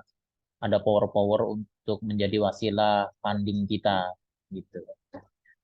Eh, Strategi yang kita gunain karena kita banyak jaringan juga, ya sedikit ya lah.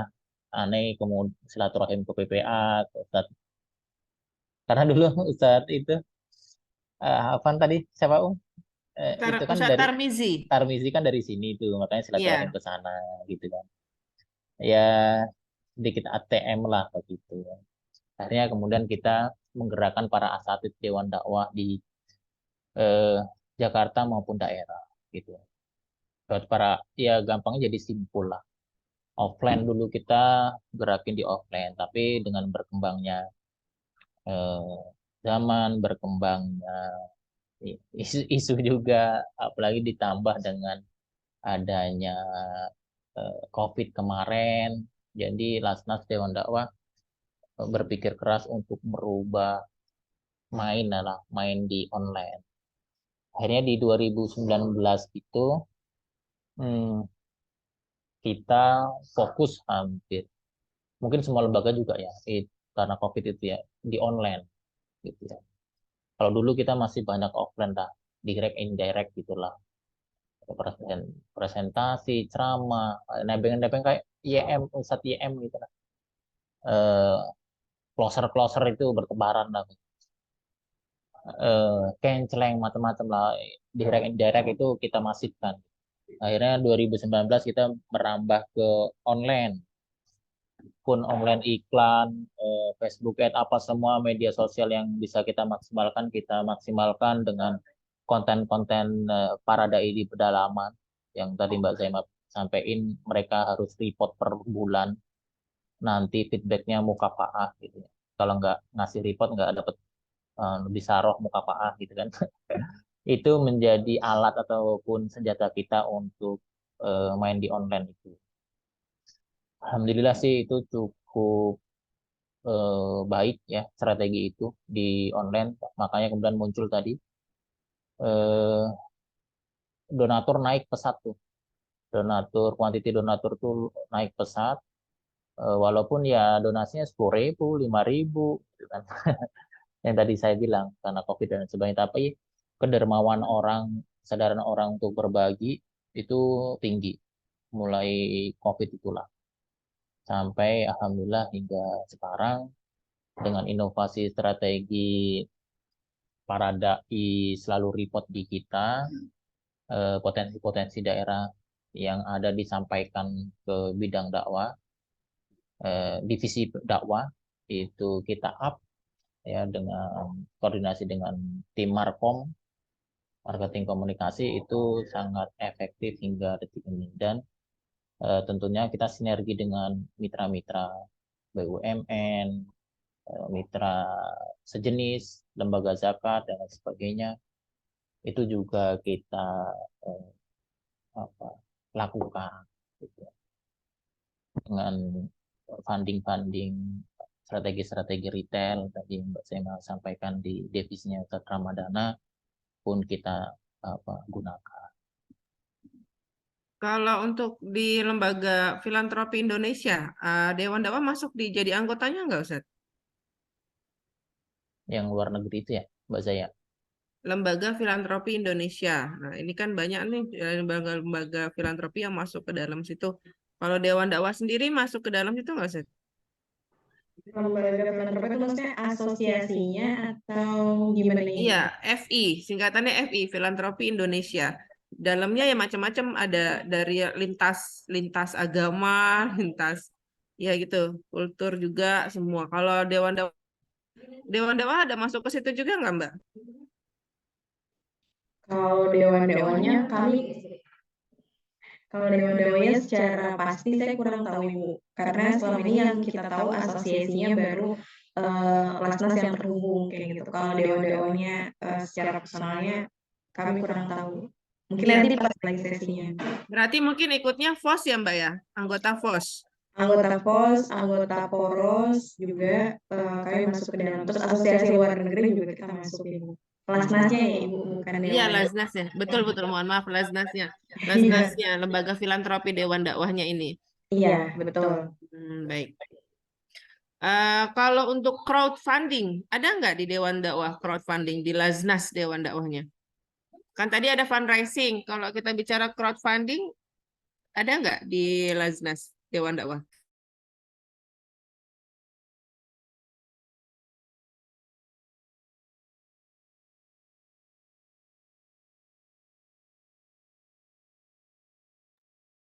Nah, gimana, Ustadz Alfian mungkin?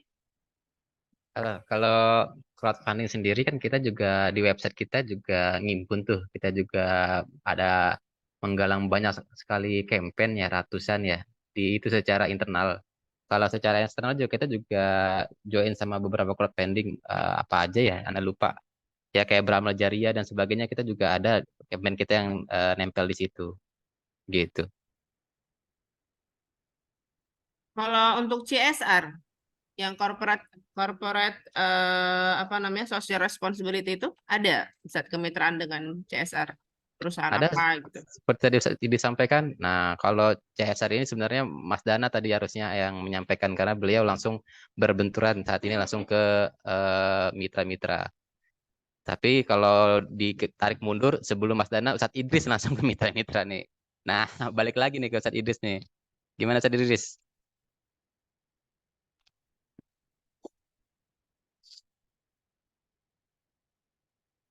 Kalau ada sih sebenarnya saya hanya butuh data aja ya Mbak Zaima, data untuk CSR yang berkooperatif dengan Laznas Dewan Dakwah ini, CSR mana saja, lalu secara apa kontribusinya seperti apa, penggalangan dananya atau distribusi dananya nanti seperti apa gitu khusus untuk CSR.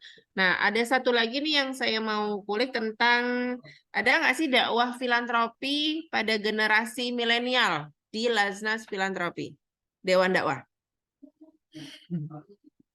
Kan sekarang segmentasinya tuh milenial nih, kaum generasi Z. Nah, ada nggak Saya sih yang sebagai program? kolonial mundur dah.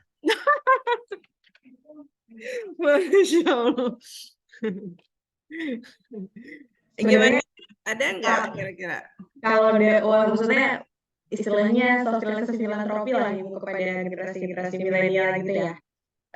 Pendekatan dakwah sebenarnya salah satunya itu dilakukan lewat medsos, itu juga kita lakukan gitu. Tapi memang salah satu halnya bahwa Dewan Dakwah kan erat kaitannya sebenarnya dengan kaum kolonial kalau yang Kak Alfian bilang tadi gitu. Apa namanya, kalau dilihat dari donatur juga memang kebanyakan kaum kolonial gitu. Tapi memang ada segmentasinya menyentuh ke sana dakwah secara dakwah umum ataupun secara sosialisasi secara khususnya ya. Itu lewat medsos kita dari mulai Instagram, terus kemudian juga di TikToknya juga ada, terus kemudian juga kebetulan jadi Ustadz Idris saya dan juga Mas Hafiz juga ikut mengajar di STID Ibu. Tentu kan mereka kaum milenial gitu, generasi Z. Kita juga masuk ke sasarannya pada tataran itu yang kemudian nanti harapannya mereka dapat mensosialisasikan itu lagi ke halayak umum. Jadi rantai kebaikannya jadi nyambung gitu dari kita ke mereka, terus mereka juga publish karena kan cakupan mereka pastinya lebih banyak daripada kita gitu, daripada saya sebenarnya kaum milenial, maaf. Mbak Zaima masih termasuk generasi Z kayaknya. Gitu. Ya. Ya, kan ada strategi fundraising ini terkait tentang event ya, tentang menyelenggarakan sebuah event yang menarik gitu untuk anak-anak milenial gitu, entah dia membuat suatu event yang di situ mengumpulkan public figure dan lain sebagainya. Dewan Dakwah pernah nggak ada event khusus untuk menjaring unsur dari milenial ini gitu? Kalau misalkan event, sebenarnya trennya ada banyak bu segmentnya, dari mulai yang kaum kolonial sampai milenial. Itu memang sering kita adakan terutama pada bulan-bulan Ramadan. Jadi kalau bulan Ramadan itu biasanya memang kita mengadakan event-event khusus kayak gitu, selain untuk menginformasikan bahwa ada nih dai guru ngaji gitu masih muda yang mau ke pedalaman gitu, kita juga biasanya mengundang ustadz yang kekinian atau misalkan ustadz dewan dakwah yang memang segmentasinya sudah luas. Kemudian secara keagamaan yang lain ini juga kita pernah ngadain gitu waktu itu sama Edgar terkait dengan sejarah keislaman dan lain sebagainya, memang sasarannya kaum milenial kayak gitu. Kan tujuannya ada event itu kan selain melakukan funding juga sosialisasi. Sekali lagi Dewan Dakwah kan erat kaitannya dengan kaum kolonial kan, maka itu dilakukan untuk mendekatkan diri kepada generasi-generasi yang sekarang.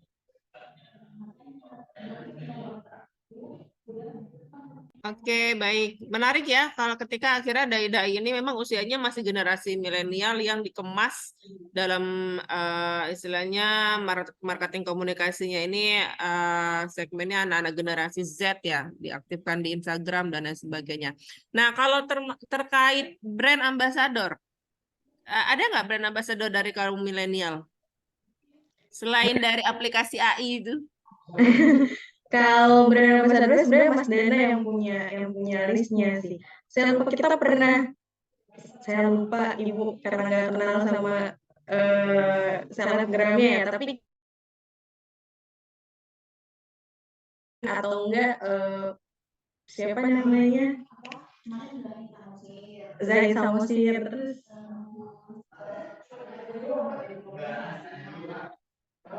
memang ada beberapa, tapi nanti mungkin sama Mas Dana kalau terkait dengan rekapan dan siapa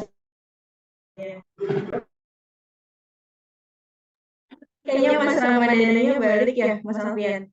Belum di meja. Tapi ini pernah menambahkan kalau figurnya yang paling dekat ya seperti Daeng Sawal yang sudah intens dengan kita, ada Cuping Topan gitu kan. Ya, apalagi Daeng Sawal ini kan juga menggait para ya milenial yang fokus ke Quran dan tarik suara lah kan banyak tuh. Nah itu salah satu mungkin yang kita sudah intens nggak sekali dua kali bersama beliau. Bahkan kita main bola. Jadi cara kita pendekatannya kurang lebih ya tidak hanya di jalur dakwah gitu, tapi di beberapa segmen. Gitu.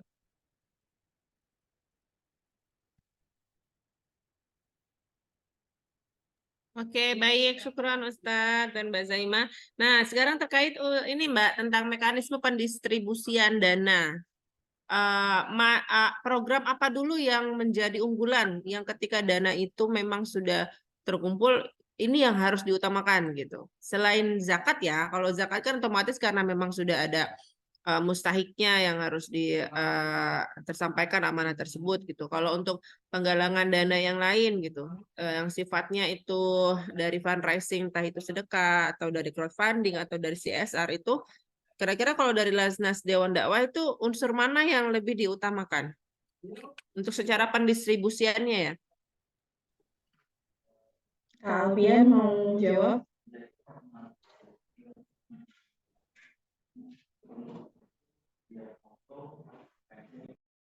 Tapi idenya kemana nih? Mungkin karena kita core-nya itu dakwah pedalaman ya. Jadi memang kita kontennya kalau anggaran yang sudah reguler itu lebih kepada dakwah pedalaman. Jadi kita support bantuan hidup guru ngaji gitu kan. Tadi kita punya SDM yang nggak cuma puluhan tapi ratusan yang sudah terdata di kita.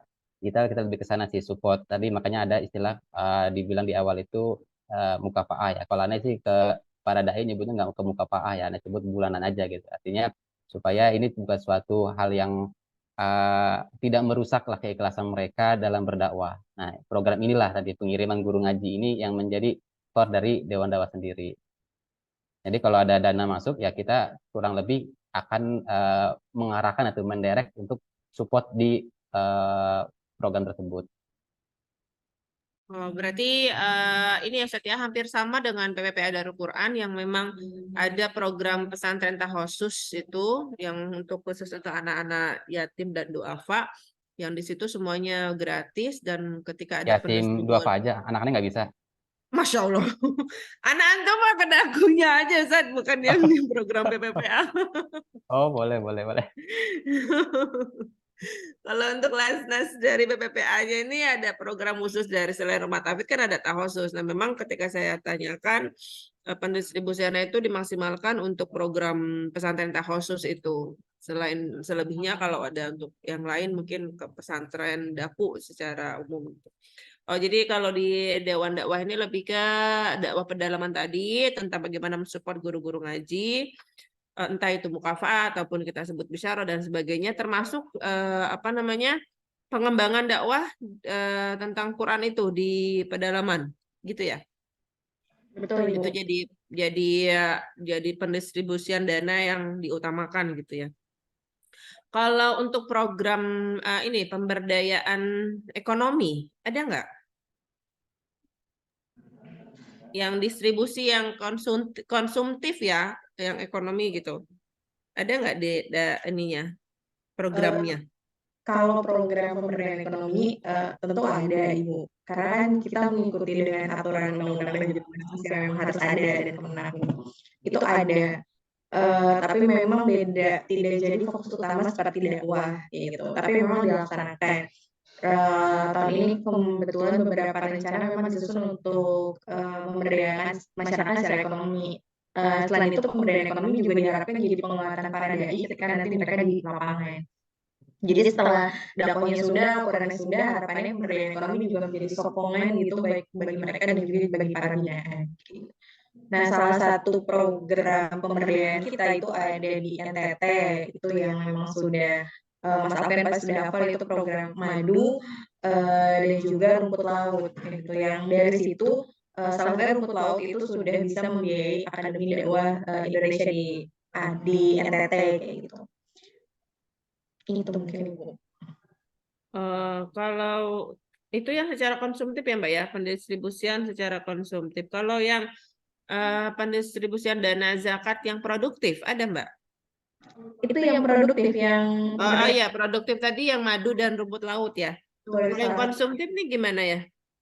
Kalau yang konsumtif sebenarnya kan kalau misalnya itu program sosial kemanusiaan itu masuk dalam agenda konsumtif kan. Salah satunya misalnya kita ada program bagi makan misalkan atau kalau kebencanaan dapur umum dan sebagainya, terus kemudian ada program yatim. Sebenarnya yatim ini baik di pendidikannya maupun pemenuhan kebutuhan lainnya kayak gitu. Rata-rata kalau yang konsumtif itu memang masuk kepada sosial kemanusiaan. Jatuhnya core-nya kayak gitu. Sasarannya memang kepada duafa. Baik. Kalau untuk mengukur bagaimana sih efektivitas dari pendistribusian zakat ini yang sudah berlangsung di Lasnas Dewan Dakwah. Nah, ini cara mengukurnya itu keefektivitasnya gimana? Cara mengukur keefektifan pendistribusian zakat di Lasnas. Ukurannya apa tuh kalau di situ? Apakah ukurannya adalah bagaimana seorang dai di pedalaman ini bisa mengembangkan dakwahnya secara luas, menemukan tambahan titik untuk pengembangan rumah tafidnya, atau apa nih? Apa efektifnya ini dari sisi pendapatan, lalu pendistribusiannya itu lebih beragam dari pengembangan tentang yang produktif ataupun yang konsumtif gitu. Disebut efektif tuh gimana sih kalau versinya Lasnas Dewan Dakwah? Kalau misalkan pertama secara umum ya Ibu, pendistribusian efektif tentunya minimalnya dia 80% dari dana yang terhimpun. Itu biasanya kita mengukur secara keuangan. Nah, terus kemudian yang sebentar ya Ibu.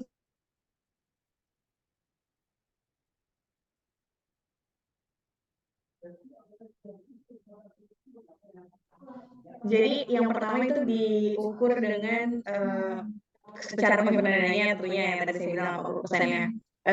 Terus kemudian yang kedua, kalau untuk secara keseluruhan juga itu dilihat dari capaian dari apa yang ada di RKT. Itu bisa dari situ.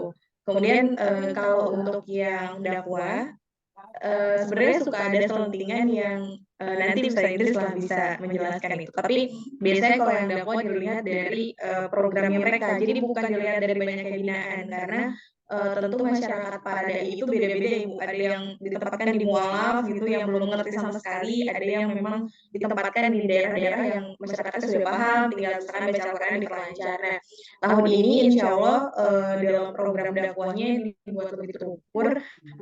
Kami sedang melakukan penelitian kaji dampak itu insya Allah dilakukan pada DAI tahun ini. Kalau yang sebelumnya kita lihat dari program-program mereka, apa saja yang mereka lakukan, terus biasanya bagaimana pendekatan mereka pada masyarakat, terus tentunya bagaimana responnya masyarakat terhadap kehadiran DAI, kayak gitu, itu tentunya nanti dibuat dua arah. Nah, pada tahun ini kita dibuat kaji dampak pakai alat ukurnya Basnas, yaitu Indeks Desa Zakat. Tahun ini rencananya dilaksanakan pada DAI yang pengabdian. Jadi nanti akan dilakukan 2 kali. Ketika mereka baru datang, sama nanti mungkin setahun atau 6 bulan ketika mereka di sana. Kayak gitu. Baik. Oke, sip. Balik lagi kayaknya ini ke Ustadz Idris deh ya. Bagaimana pola pengembangan kegiatan dakwah pada Laznas? Pola pengembangannya itu seperti apa? Apakah hanya akan menerapkan tentang yang Tahsin tadi, yang akhirnya diterjunkan dengan program 2 tahun dari STID? Apakah ada pola pengembangan yang lain?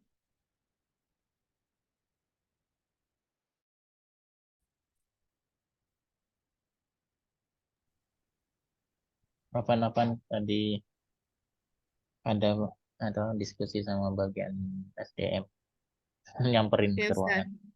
Baik. Saya ulangi Ustaz, mohon izin. Pengulangan apa? Pengembangan Ustaz, pola pengembangan kegiatan Pola dakwah. pengembangan kegiatan dakwahnya Lasnas. Iya Ustaz. Halpian, sebelumnya ada tambahan? Udah ada tambahan dulu aja. Divisi dakwah. Sejauh ini, ini izin jawab ya sebisanya. Sejauh ini kan kita juga berupaya untuk improve lah ya. Ada beberapa peningkatan. Tadi Mbak Zaima juga sudah menyampaikan bahwasannya kita sudah melakukan kaji dampak, gitu kan.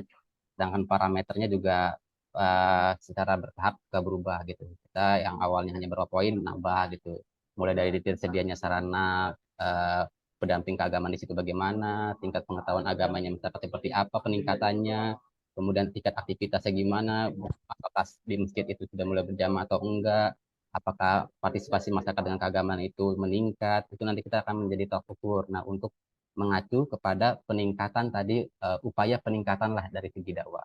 Dari segi dakwah juga sudah berupaya untuk merapikan atau merumuskan sebaik mungkin ya, walaupun kita merencanakan, tapi Allah yang menentukan. Kita sudah membuatkan pedoman dai gitu kepada para dai supaya pedoman-pedoman ini bisa menjadi acuan, nggak bingung lah ketika di dakwah itu, supaya melakukan ada percepatan dakwah di sana. Kita juga sudah buatkan seperti itu untuk mempermudah para dai-dai yang ditugaskan. Poinnya juga beberapa ada gitu disampaikan. Anda juga kurang hafal secara pribadi ya. Tapi hal itulah yang nanti harapannya bisa meningkatkan tadi lah sebagai di divisi dakwah tidak hanya wacana-wacana tapi semua tertulis kita dan terukur seperti itu. Oke Ustaz, hatur nuhun. Baik, lebih kepada pola pengembangan dakwah ini, salah satunya adalah yang terpenting bagaimana merumuskan pedoman dai itu ya untuk menjadi acuan. agar dai ini ketika diterjunkan di pedalaman dia betul-betul bisa maksimal dan bisa mengukur sejauh mana sih dampak dari syiar dakwah yang telah dilakukan dai tersebut terhadap suatu daerah gitu yang dia diamanahi di sana. Oke, Ustaz, syukran.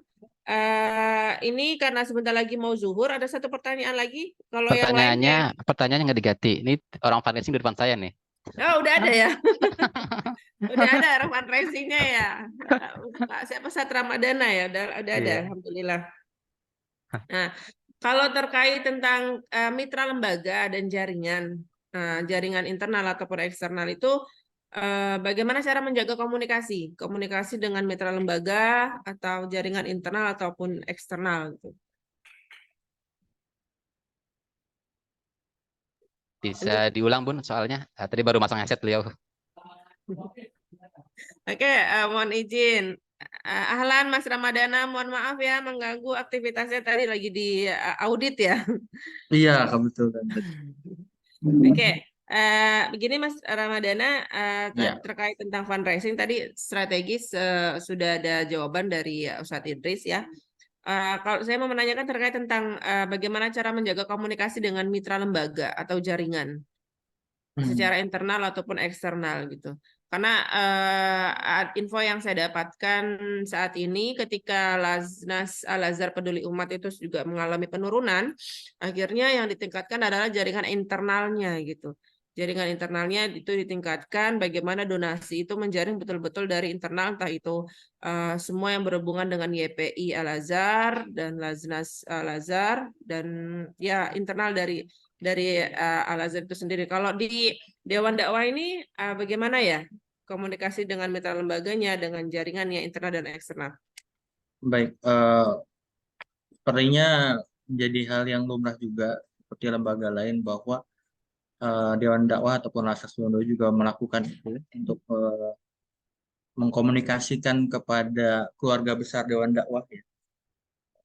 Karena kan kita induknya adalah Dewan Dakwah, bagaimana asatid Dewan Dakwah itu bisa menginformasikan kepada jamaah-jamaahnya untuk bisa mensupport gitu ya dengan ZIS-nya, dengan zakat, infak, sedekahnya untuk mendukung program-program Lasnas Dewan Dakwah gitu ya, untuk jaringan internal tadi.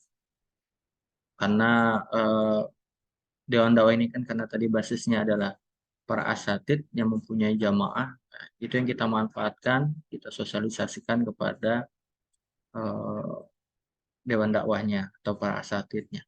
Dan juga kita juga berkomunikasi dengan para lulusan Sekolah Tinggi Ilmu Dakwah Muhammad Nasir seperti Ustadz Idris salah satunya gitu ya. Kita ke jejaringnya masjid-masjid yang berkomunikasi dengan Dewan Dakwah ataupun keluarga besar Dewan Dakwah gitu ya. Nah, saat di sini ataupun yang lain dari kita di Dewan Dakwah itu menceritakan kisah dakwah pedalamannya kepada calon-calon donatur ataupun donatur kita juga gitu ya untuk mensupport kegiatan dakwah pedalaman. Kalau untuk pun eksternal misalkan kepada lembaga lain sebagainya tetap kita jalan komunikasi, say hello dan sebagainya untuk mengajak program-program Dewan Dakwah itu sendiri. Itu sih Ibu Rina. Oke, kalau untuk kriteria khusus kerjasama nih antar lembaga itu dan jangkauannya itu nanti ada di dalam SOP Laznas Dewan Dakwah dan atau gimana ada dokumennya yang nanti bisa saya dapatkan untuk apa sih SOP-nya untuk kerjasama dengan Laznas Dewan Dakwah gitu. Mungkin kalau dijelaskan di sini kan ada banyak pasal ya, mungkin banyak ini Oh yang ya, ada surat, biasanya surat dulu, surat menyurat, habis itu nanti diperkuat dengan MOU gitu ya, dalam hal kegiatan penyaluran program ataupun kerjasama yang lain, agar ketika ada permasalahan di lain waktu itu bisa diselesaikan karena ada yang mengikat itu sendiri. Oke. Kalau untuk laporan tahunan, Mas, laporan tahunan itu apakah memang semuanya setiap tahun ditaruh di webnya Dewan Dakwah atau masih ada yang belum? Atau gimana? Kalau laporan fisiknya itu memang kita langsung berikan kepada mitra-mitra ya, langsung. Nanti paling untuk laporannya berbentuknya seperti di media sosial, Instagram dan sebagainya gitu untuk sebagai bentuk laporan kita kepada mitra. Kalau yang annual report-nya yang tahunan itu di website bisa diakses oleh semuanya. Eh, Gimana Mbak Zaya? Bisa ya untuk diakses annual report di Kalau saat ini sepertinya belum ada di website ya Ibu untuk annual report-nya. Tapi memang sudah ada, tapi belum ada di website setahu saya. Tapi ya itu dibuat setiap tahunnya. Itu berarti salah satu menjadi kendala ya untuk transparansi pendistribusian dana ya, karena ada beberapa kendala yang ditemukan di beberapa lembaga filantropi yang laporan keuangan itu tidak bisa diakses di website gitu. Ya kayak annual report-nya itu tadi sebenarnya yang dibutuhkan untuk para muzaki ataupun donatur bisa mengakses. Nah, kalau di Laznas Dewan Dakwah berarti sejauh ini di websitenya belum bisa ya Mbak ya? Kalau laporan keuangannya saja, laporan keuangan yang sudah teraudit itu sudah bisa diakses Ibu. Laporan Oh, ada kegiatan ya. laporan keuangannya sudah ada. Itu Tapi tiap ya, tahun Mbak? Ada. tiap tahun alhamdulillah Baik. sudah bisa diakses untuk laporan keuangan ya Ibu. Karena kan itu jadi bagian wajib ya. Wajib, iya. Dan itu bisa diakses oleh semua dan di-download ya. ya. Bisa diakses oleh semua dari download. Soalnya saya baru dapat ini kalau yang dari PPPA dari 2018 sampai 2021. 2022, 2023, 2022 belum gitu. Nah, ini berarti ada kendala gitu kan. Kalau Dewan Dakwah juga saya belum sampai mengulik akses laporan keuangan sih. Nah, yang terakhir nih Mas Ramadana, kalau konsep transformatif digital. Nah, ini gimana nih konsepnya kalau di Laznas Dewan Dakwah?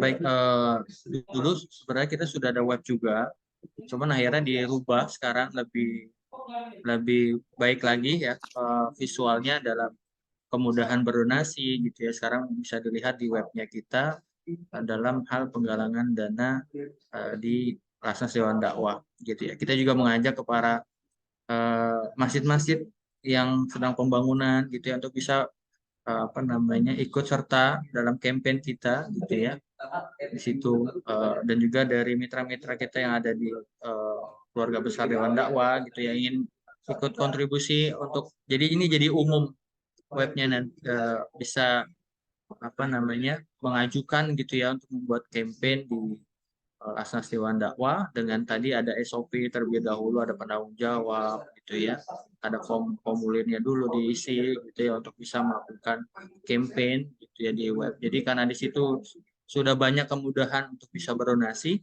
gitu ya, karena platform sekarang itu bagaimana bisa memberikan kemudahan-kemudahan kepada para donatur gitu ya. Maka itu juga dilakukan oleh Laznas, bagaimana bisa kenyamanan para donatur untuk bisa mengakses berdonasi gitu ya. Ketika berdonasi langsung dapat notifikasi gitu kan. Langsung dapat kwitansi seperti itu yang kita jaga kepada para donatur kita di Laznas Dewan Dakwah untuk bisa berkompetitif ya dalam hal fundraising digital ini. Baik, sepertinya cukup Mbak Zaimah. Nanti kalau ada dokumen-dokumen yang saya butuhkan, mungkin terkait tentang SK resmi dan SK yayasan, lalu manajemen keuangan nanti seperti apa, itu menyusul kali Kak Mbak Zaimah ya. Boleh. Ya, saya benar-benar terima kasih banget nih, jazakumullah ahsanal jaza untuk semuanya, Ustadz Alfian, Ustadz Idris, Ustadz Hafid lah. Ustadz Hafid ada orangnya, saya tadi belum dengar suaranya dari tadi nih. Iya, Ada dia di sebelah juga saya nih. perlu dipanggil audit ya. Gitu. Siap. Untuk Mbak Zaimah, Mas Ramadana, terima kasih sekali lagi Ustadz Idris, Ustadz Hafid. Silaturahmi lanjutannya di Kemiri berarti ya. Oh, mantap, siap. Siap, kita kopdar di Kemiri. Nanti kalau sudah lahir itu generasi Qur'annya menghitung Siap. ini kan. Trimester akhir kan. Amin, ya. Baik, mohon doanya Ustadz, saya sedang merintis pesantren di Kemiri ini. Allah Pesantren Quran. Mbak Zema nanti minta nomor Bu Rina ya. Ana insya Allah mau silaturahmi kayaknya nih. Mantap. Saya yang harus silaturahmi ke senior ini, aduh, jangan nanti kualat saya ini. Di Rajek mah pasti kelewatan dari Cipondok mau ke Kemiri kan pasti lewat Rajek dulu Oh bisa. iya. Ya, sekali lagi terima kasih banyak Mbak Zaimah dan semua rekan-rekan yang ada di sini. Hanya Allah yang bisa membalas kebaikan antum semuanya. Saya mohon doa dan dukungannya juga. Khususnya doa agar penelitian ini bisa Allah ridhai, ada keberkahan dan ada manfaatnya untuk saya secara pribadi, untuk lembaga, untuk umum, untuk umat dan untuk gerakan filantropi secara luas lagi, gitu. Khususnya untuk gerakan dakwah Quran ini. Saya punya PR ini untuk bisa main ke LTQ, ke Tambun. Semoga Allah berikan waktu, kesehatan juga bisa ke sana. Kebetulan nanti hari Jumat itu ada acara di Cikarang. Dari Cikarang ke Tambun kayaknya nggak jauh lah ya. Cikarang Dekat Selatan itu, dekat.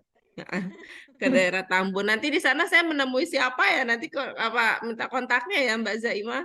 Siap, mungkin nanti Ibu konfirmasi ke saya biar coba saya sambungkan dulu ke pihak sananya gitu, nanti dikoordinasikan gitu ya. Oke, baik ya. Terima kasih banyak. Ya, Ustadz dan semuanya, Mbak Zaimah dan semuanya, terima kasih banyak. Saya akhiri ya. Nanti dan saya mohon maaf banget kalau memang pasti merepotkan, bukan tidak merepotkan, pasti merepotkan dan kalau yang tadi juga ada banyak-banyak kekeliruan dan kesalahan, mungkin ada pertanyaan-pertanyaan saya mohon maaf sebesar-besarnya dan mohon izin kalau setelah ini saya masih merepotkan karena untuk kan kita nanti ada triangulasi ya, jadi setelah saya dapatkan dokumen ini, data-data dan sebagainya, lalu saya rumuskan, saya deskripsikan, lalu saya kembalikan lagi. Apakah sudah sesuai dengan informasi-informasinya yang sudah saya dapatkan dan saya tulis, ataukah tidak, atau ada kekurangan, atau terlalu berlebihan, dan sebagainya. Nanti saya mohon izin itu ada di momen nanti saya akan mengembalikan semua data, minta dikoreksi kembali, khawatir nanti ada kesalahan dan sebagainya. Begitu. Cukup Baik. sebetulnya, Mbak Zaimah. Ibu butuh bukti dokumentasi? Mbak Vira bisa di screenshot? Nanti biar sama Mbak Vira di screenshot semuanya. Oke, baik. Sudah, Bir? Sudah ya? Sudah, Mbak. Alhamdulillah. Terima kasih banyak. Iya. Saya mohon pamit, mohon undur diri. Ini di Idaku kebetulan juga lagi ada tamu, ada Gus Hayyid yang sedang bersilaturahim ke sini. Saya diminta untuk menemani oleh Ustadz Anwar Sani. Dan alhamdulillah sudah selesai juga sesi ini. Semoga Allah ridhoi semua langkah kita dan Allah memudahkan semua urusan kita. Terima kasih. Wabillahi taufiq wal hidayah. Assalamualaikum warahmatullahi wabarakatuh. Waalaikumsalam warahmatullahi wabarakatuh. Saya izin tutup ya Ibu. Terima kasih banyak juga kepada teman-teman dari Las Dewan Dakwah yang sudah mau saya minta waktunya. Saya todong dadakan. Masya Allah.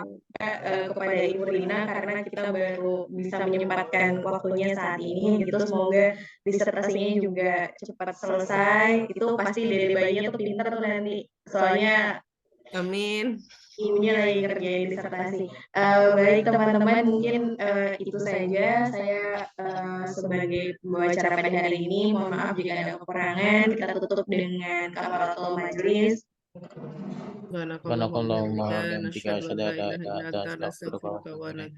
Assalamualaikum warahmatullahi wabarakatuh. Waalaikumsalam warahmatullahi wabarakatuh. Hatur nuhun sadayana, Masya Allah. Barakallahu fikum. Sama Bu. Waalaikumsalam.